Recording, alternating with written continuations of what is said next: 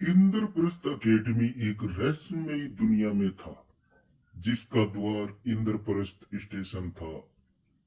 इस रहस्यमयी दुनिया और इंद्रप्रस्थ स्टेशन का निर्माण उन चारों दिव्य योद्धाओं ने किया था, ताकि स्टूडेंट की ट्रेनिंग में बाधा न बने। एक घंटे में विपिन और उसके माँ बाप स्टेशन पहुंच गए। जैसे ही विपिन स्टेशन पहुंचा, उसने देखा ट्रेन अपने प्लेटफार्म पर खड़ी थी।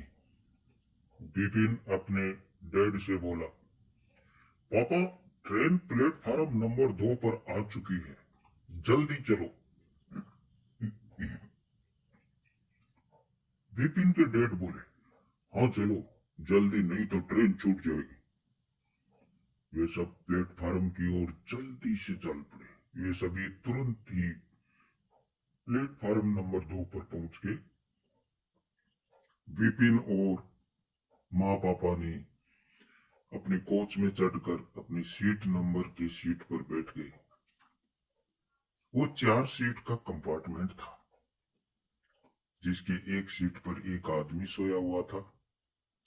कुछ ही देर में ट्रेन चल पड़ी और धीरे धीरे ट्रेन ने स्पीड पकड़ ली।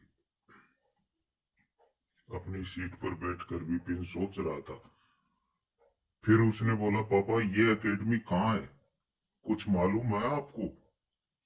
आप भी तो गए होंगे। विपिन के पापा बोले, नहीं बेटा, नहीं मालूम।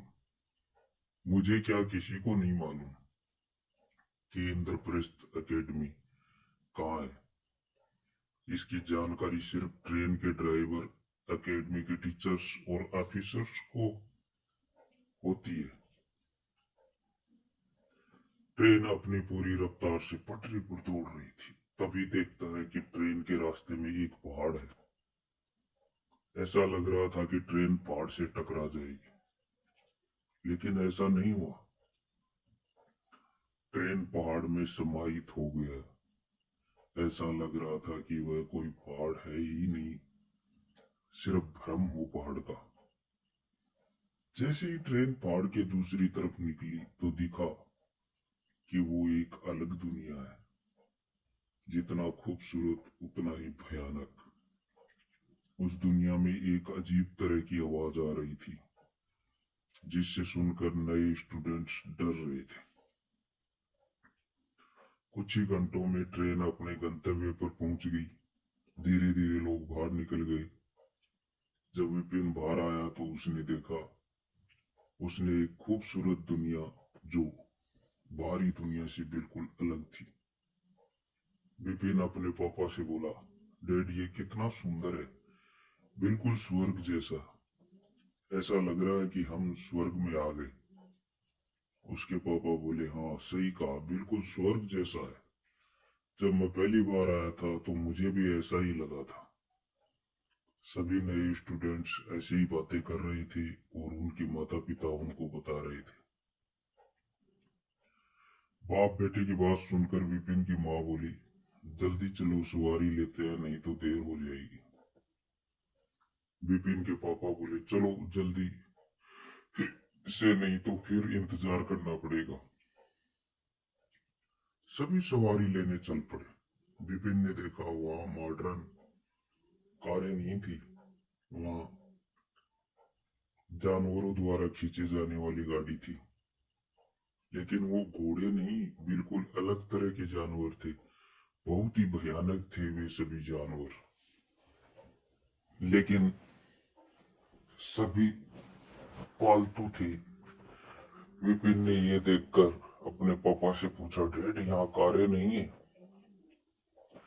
विपिन के पापा बोले, हाँ विपिन, यहाँ कार नहीं मिलता है, यहाँ सिर्फ यही गाड़ियां मिलती है।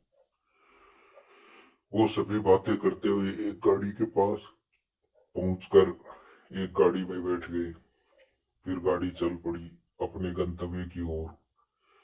कुछ ही देर में गाड़ी एक बड़े गेट के सामने पहुंच गई। वो गेट बहुत बड़ा था, जिस पर बड़े बड़े अक्षर में लिखा था, इंद्रप्रस्थ अकेडमी, और 2 तलवारों का लोगो बना हुआ था। वह और बहुत सारे स्टूडेंट्स पहले से ही खड़े थे जो गेट खुलने का इंतजार कर रहे थे। तभी वो बड़ा सा गेट खुला जिसमें से चार आदमी बाहर आए।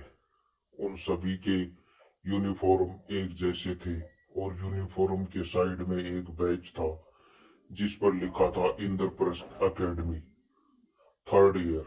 वे सभी सीनियर स्टूडेंट थे। एक सीनियर ने बोला, एकेडमी में आप सबका स्वागत है, आप सभी लोग हमारे पीछे आइए। और वे सभी सीनियर गेट के अंदर जाने लगे।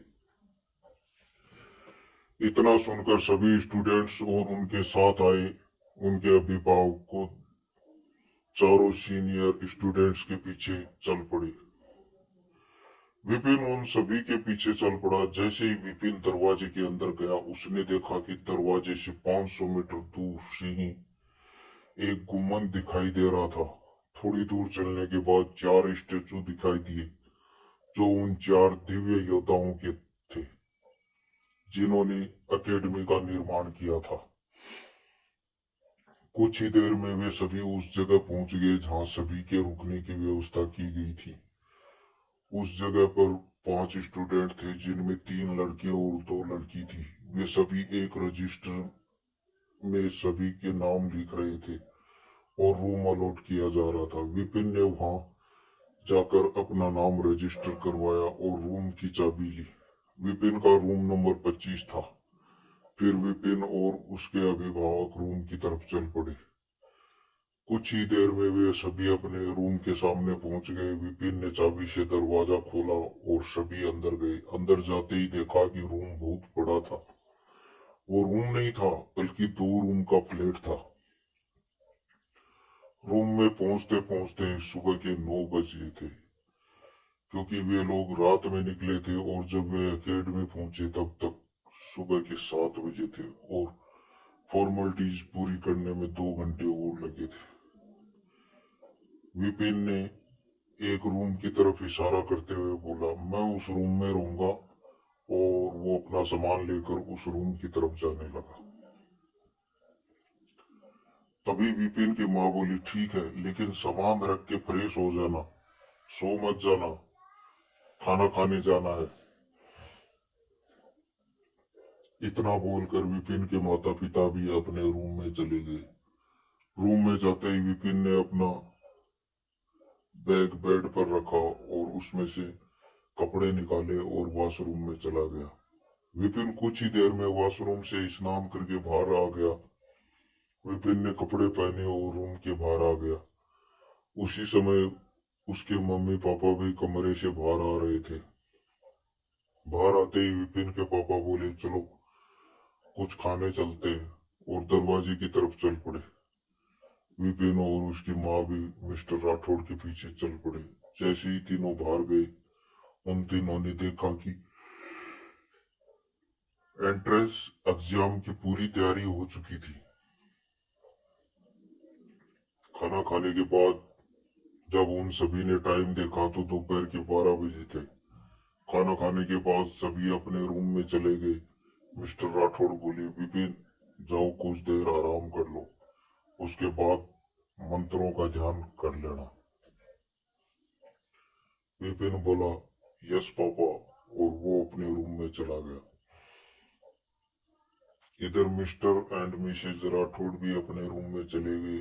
रूम में जाते ही मिस्टर राठौड़ ने बोला, कल सब अच्छे से हो जाए। मिसेज राठौड़ बोली, हाँ देखते हैं कि विपिन की कितनी तैयारी है। विपिन ने बोला तो है कि पूरी तैयारी है लेकिन विपिन का एनर्जी तो दिखता ही नहीं। लेकिन उसने बोला है कि सरप्राइज है, एग्जाम का इंतजार कीजिए। दूसरी तरफ विपिन अपने रूम में जाके कपड़े चेंज करके बेड पर लेट जाता है और कुछ ही देर उसे नींद आ जाती है। पूरे 2 घंटे सोने के बाद विपिन उठता है और फ्रेश होने के लिए बाथरूम में जाता है। फिर 5 मिनट में फ्रेश होकर बाहर आकर कपड़ा चेंज करता है। फिर विपिन अंगूठी छूता है जिससे दरवाजा खुलता है। विपिन दरवाजे के अंदर चला जाता है। विपिन जैसे ही दरवाजे के अंदर गया उसे दिखाई देता है कि गुरु परशुराम ध्यान में बैठे थे। जैसे ही विपिन वहां पहुंचा, गुरु परशुराम आंखें खोलते हुए बोले, आ गए विपिन। विपिन ने कहा, जी गुरु जी, मैं आ गया। तो विपिन, कितने मंत्रों में महारत हासिल की है तुमने? गुरु परशुराम ने पूछा। विपिन बोला, गुरु जी, मैंने 5 मंत्रों में महारत हासिल किया है, वे भी सुपर बॉडी मंत्र, फ्लैश स्पीड मंत्र, 1000 शॉट शक्ति मंत्र, शस्त्र शक्ति मंत्र, चट्टान शक्ति मंत्र, और 3 मंत्रों में तीसरे स्टार तक पहुंच चुका हूँ, और 2 मंत्रों में अभी पहले स्टार पर ही हूँ। विपिन की बात सुनकर गुरु परशुराम बोले, बढ़िया, अब जाओ और ध्यान लगाओ।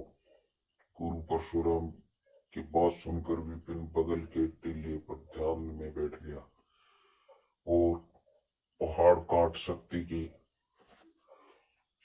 मंत्रों के ऊपर ध्यान केंद्रित किया। स्टोन कटर मंत्र में विपिन पहले स्टार पर ही था।